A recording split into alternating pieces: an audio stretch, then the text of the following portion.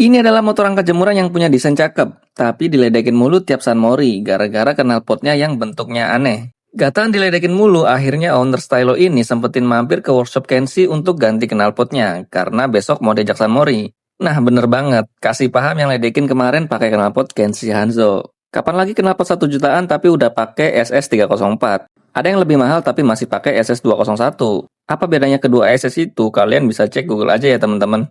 Oke, udah terpasang aja nih teman-teman. Kalian bisa lihat sendiri tampilannya. Yang ledekin kemarin auto diem dah. Bahan stainless kinclong gini dipadu cover hitam sama moncong hitam. Jadi kelihatan mewah banget kan? Mau knalpot cakep gini juga, gas check out sekarang sebelum kehabisan.